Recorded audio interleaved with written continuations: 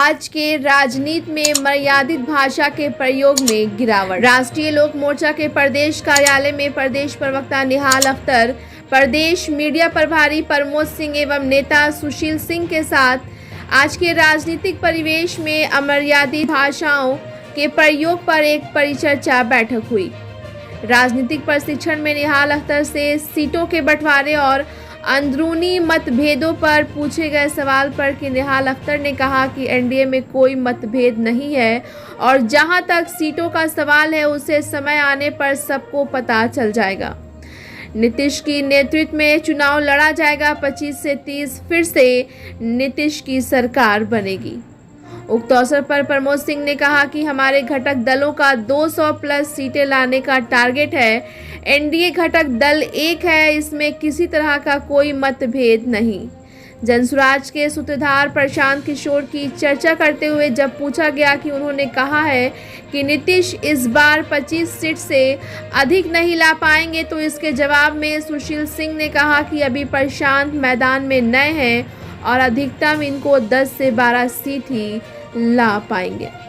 Bureau report, Bihar दर्शन news से अभी मैं आया हूँ ये राष्ट्रीय लोक मोर्चा कार्यालय में, जहाँ पर यहाँ के प्रवक्ता, प्रदेश प्रवक्ता और मीडिया प्रभारी और एक नेता सारे लोग बैठे हुए हैं। आइए इनसे कुछ जानकारी लेते हैं, इनसे मिलाते हैं। सबसे पहले आप हैं प्रमोद कुमार जी, ये मीडिया प्रभारी है प्रदेश के, और आप हैं निहाल अख्तर साहब, ये आपके ये प्रवक्ता हैं प्रदेश कमेटी के, और आप सुशील कुमार सिंह नेता हैं यहाँ के।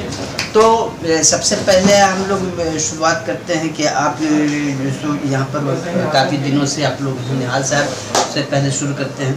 तो निहाल साहब, राष्ट्रीय लोक मोर्चा जो आपका है, ये इस बार तो चूँकि उपेंद्र जी को भी टिकट वगैरह वहाँ से मिला, राज्यसभा के मेंबर बनाया गया हारने के बावजूद, तो अभी क्या स्थिति रहेगी इस बार जो है सो जो चुनाव आ रहा है विधानसभा का बिहार में, तो उसमें कितनी सीटें मिलने की उम्मीदें हैं, या फिर कुछ और अलग से अपना कुछ करना है, क्या करना चाहिए, कितनी सीटों पर आप लोग लड़ेंगे? देखिए, राष्ट्रीय लोक मोर्चा और जितने इसके साथ घटक दल हैं सब आपस में पूरी एकता है, मजबूती के साथ हम लोग एनडीए में हैं। और सीट बंटवारा तो अभी किसी भी इसका नहीं हुआ है, गठबंधन का, न उधर हुआ है न किधर हुआ है, अभी हम लोगों का भी नहीं हुआ है। अब जब आएगा वो दौर तो आप देख लीजिएगा। कब तक उम्मीद है आप लोगों का सीट बंटवारे का? अभी टाइम लगेगा, क्योंकि इतना पहले नहीं होता है कहीं भी, किसी भी पार्टी में, किसी भी घटक दल में इतना पहले इस सीट के बारे में बात नहीं होती। इसका तो समय आता है चुनाव के समय। तो अभी जो सो चुनाव आने में समय है, लेकिन फिर भी जो है ये अभी देखने को मिल रहा है कि एनडीए में काफ़ी फूट नज़र आ रही है अंदरूनी तौर पर से। क्या कुछ कहेंगे इसके संबंध में? फूट तो आप लोग परोस देते हैं मीडिया वाले लोग, ऐसा कुछ नहीं है, सब लोग एकदम एक नहीं। अभी देखिए चिराग जी अलग राग अलाप रहे हैं, उधर जो नीतीश जी कह रहे हैं कि हम जाएंगे कंप्लेन करेंगे, चिराग जी कहते हैं कि नहीं भाई, ये जहाँ जाना है वहाँ जाइए, उससे हमको कोई फर्क नहीं पड़ने वाला है। हम के जो है आपके जीतन राम मांझी अलग जो सो कमेंट कर रहे हैं। तो ऐसे में तो कोई भी आदमी देख रहा है मीडिया पर जो आप लोग दे रहे हैं, उसी न्यूज़ को फ्लैश किया जाता है सब। तो 5 भाई हैं हम लोग एनडीए में, सबका तो नेचर अलग अलग होता है और हर आदमी अपने हिसाब से बोलता है, लेकिन उससे कोई फर्क नहीं पड़ेगा। मजबूती के साथ एनडीए चुनाव लड़ेगी, सरकार बनाएगी, नीतीश कुमार जी बिहार के मुख्यमंत्री बनेंगे, 25 से 30 फिर से नीतीश, इस पर काम। अच्छा प्रमोद जी, ये बताइए, यहाँ जो है सो 25 से 30 फिर नीतीश पर अच्छा स्लोगन आप लोगों ने दे रखा है। इधर जो सो कितने सीटों पर उम्मीद है आपको, चूँकि आपसे मीडिया से भी जुड़े हुए हैं, मीडिया प्रभारी भी हैं, तो क्या लगता है कितनी सीटों पर आप चुनाव जीत पाएंगे, या कितनी सीटें आप ला रहे हैं एनडीए घटक दल? देखिए, एनडीए घटक दलों का अभी 200 प्लस हमारा है। अच्छा, 200 प्लस हम लोग टारगेट लेके हम लोग चल रहे हैं। अब इसमें हमारे एनडीए के जो भी घटक दल, 5 घटक दल हैं, एक साथ काम कर रहे हैं। और ये जो जितनी भी अफवाहें फैल रही हैं, ये हवा में, ऐसी कोई चर्चा नहीं है। ये टिकट के आप भी समझते होंगे कि जहाँ सीट शेयरिंग की बात होती है तो वहाँ हर दल अपना चाहता है कि हमारे पार्टी को कुछ सीट अधिक दिया जाए। जिसको लेके ये चर्चाएं मार्केट में फैली हुई है। लेकिन इंटरनल अगर देखा जाए तो पांचों घटक दल अभी एक है। एनडीए बहुत मजबूती के साथ विधानसभा में आ रहा है। तो चिराग जी बोल रहे हैं कि हम 243 सीट पर लड़ेंगे। चिराग जी तो इसलिए बोल रहे हैं कि आप भी समझ रहे हैं कि घटक दल हर कोई चाहता है कि हमको सीट अधिक दिया जाए। तो चिराग जी का अपना पार्टी है, वो अपना बोल रहे हैं, लेकिन चिराग जी भी एनडीए के साथ ही हैं। लास्ट में एनडीए जो भी बैठ के जो निर्णय लेगा पांचों दल, वो इस निर्णय पर ही उभी रहेंगे। ये देखने की चीज़ है। तो अच्छा इसी आइए सुशील जी, अभी प्रशांत किशोर भी पूरी मतलब दमखम लगाए हुए हैं और 243 सीट पर वो चुनाव लड़ेंगे। इस बीच में उन्होंने कहा कि 25 से अधिक जो है ये जेडीयू नहीं लेगी सीट और हम लोग सबका सुपारा साफ कर देंगे और 180 75 80 तक का हम लोग ले आएंगे सीट। वैसे चुनाव में वो 243 सीट पर कैंडिडेट उतारेंगे। क्या कहेंगे आप इस संबंध में? देखिए, प्रशांत जी जो कह रहे हैं कि हम 243 सीट पर लड़ेंगे, 175 80 लाएंगे, लेकिन हम लोग का जो एनडीए गठबंधन का जो मामला है उसमें सबसे अधिक सीट हम लोग का आएगा। 25 से 30 प्रशांत जी को कहने दीजिए, अभी तो नए स्टार्टिंग क्या प्रशांत जी कितना ले आएंगे?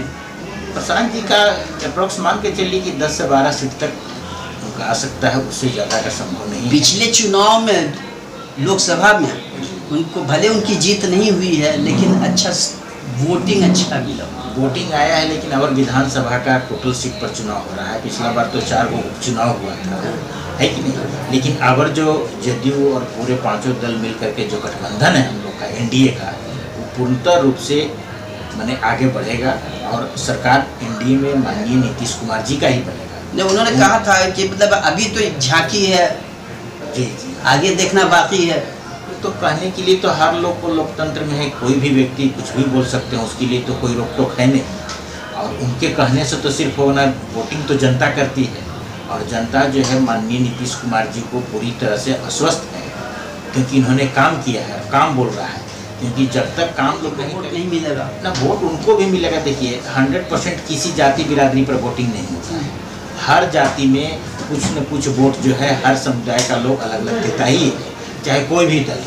ऐसा कोई कहे कि हम मैंने अति यादव जी का पूरा अति है, लालू जी बोल दिए कि मैंने पूरा यादव का वोट हम ही को पड़ेगा, तो ऐसा कहाँ होता है। अरे कुछ वोट उनको भी पड़ेगा, कुछ हम लोग का ही पड़ेगा, तो मिला जुला करके सबका वोटिंग होगा। लेकिन ये कन्फर्म है कि सरकार माननीय नीतीश कुमार जी का ही बनेगा, दूसरे किसी का बनने वाला नहीं। निहाल साहब, ये जो अभी चल रहा है इसमें जैसे अभी विधानसभा का थोड़ा सा क्वेश्चन बदल रहे हैं। अभी यहाँ पर विधानसभा में जो कुछ हुआ तेजस्वी जी के बीच में, चाहे सम्राट जी के बीच में या विजय सिन्हा जी के बीच में, तो आखिर ये नौबत क्यों आती विधानसभा में जाने के बाद से?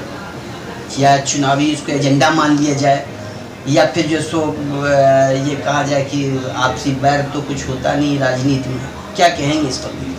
देखिए, आरजेडी के एक नेता हैं भाई वीरेंद्र जी, वो जीतते हैं आपको बगल में मनेर शरीफ से जी, और उन्होंने कहा विधानसभा में कि विधानसभा किसी के बाप का नहीं है। क्योंकि आरजेडी का जो चाल तरीका है,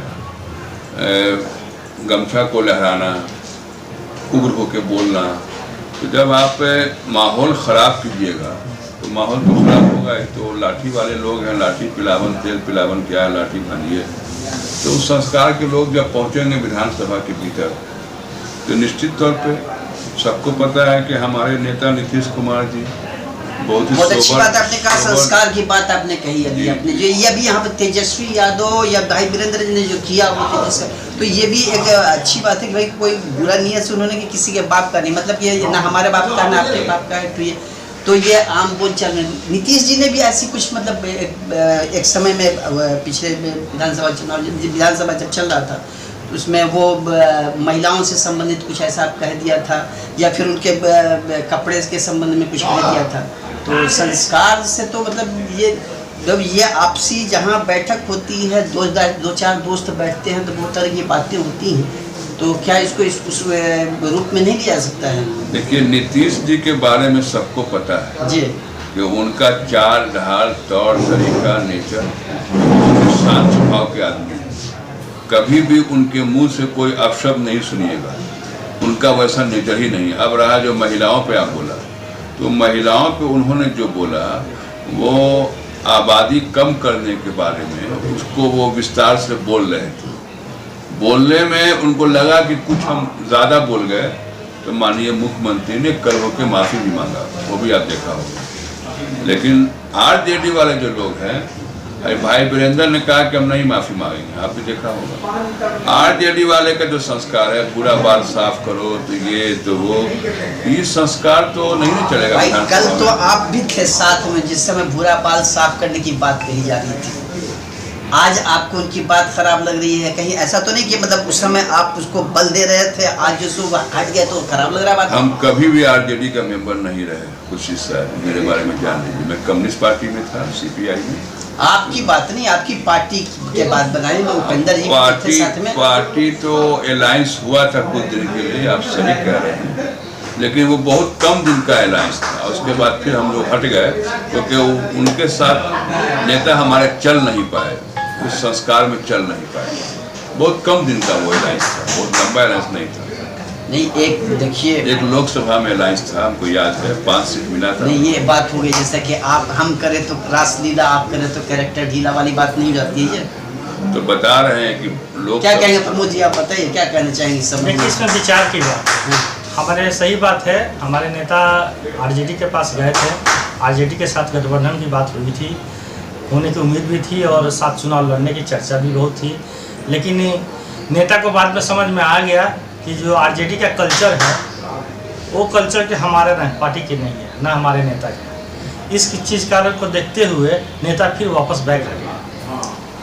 नहीं, बैक हटना या साथ जाना अलग बात है। पहले जो हमारा भी ये कहना था कि ये लोग जो है, जो विधानसभा में जो बात हुई उसको धूल दिया जाता है, बहुत ज़्यादा अपोजिशन देता है। चाहे वो आरजेडी के लोग हों, अगर एनडीए के बोलते हैं तो उधर इंडिया के गठबंधन के लोग, या फिर ये राजनीति, आज की राजनीति जो हो रही है वो एक अलग टाइप की राजनीति हो गई। आप विधानसभा पहले देखे बता दें, अटल बिहारी वाजपेयी का भी मैंने देखा था, उसने कई जगह, लालू जी का भी देखा, मतलब बहुत इंजॉय करता था लोग वहाँ पर में पार्लियामेंट वगैरह में। और सब अब सब राजीव गांधी जो सब, जब अटल जी बीमार पड़े तो उनको भी इलाज के लिए भी भेजा। एक अलग माहौल, आज के माहौल में और कल के माहौल में बहुत का अंतर आ गया। क्या कहेंगे सुशील जी? बात तो आपका कहना सही है, समय के अनुसार बदलाव हो गया है। बहुत बदलाव, ऐसा वैसा बदलाव नहीं, ये तो मतलब किस ओर हम जा रहे हैं हम ये बताना चाहिए। कि लोग मैंने अच्छे ढंग से पार्लियामेंट में हो या विधानसभा में बातचीत करते थे, जो भी क्वेश्चन होता था उसको सही ढंग से पार्लियामेंट में रखते थे। हाँ, सही ढंग से रखते भी थे और मतलब एक दूसरे का सहयोग भी करते थे, कुछ हिसाब हो जाता था। थोड़ा सा कुछ बहुत सारे ऐसे भी लोग आ गए हैं जो समय के अनुसार मैंने पटान क्वेश्चन एराइज हुआ, उस पर गलत तरीके से बोल देना उचित नहीं है, क्योंकि हर व्यक्ति को वैसा ही मर्यादा में रख करके ही बात करना चाहिए। कोई भी क्वेश्चन का जवाब मर्यादित ढंग से ही देना उचित है। सही बात है। देने वाले तो लोग कुछ दे ही रहे हैं, लेकिन अब उनका सबसे बड़ी बात यह है कि बोलने का मेरी समझ से जहाँ तक मैं समझता हूँ उसमें कि राजनीति करने वाले और एक अपराधी किस्म के लोग, दोनों में अंतर होना चाहिए। हम जा रहे हैं एक मतलब सदन को से संबोधित कर रहे हैं, सब लोगों को संबोधित कर रहे हैं। हमारा मीडिया पर भी जा रहा है, लोग देख रहे हैं, वायरल हो रहा है। कम से कम इस बात को तो अवश्य सोचना चाहिए। चलिए, बहुत बहुत धन्यवाद आप लोगों का। इसी के साथ मैं हूँ खुर्शीद अनवर। बिहार दर्शन न्यूज़ से हमारे चैनल को लाइक और सब्सक्राइब कीजिए। धन्यवाद, शुक्रिया।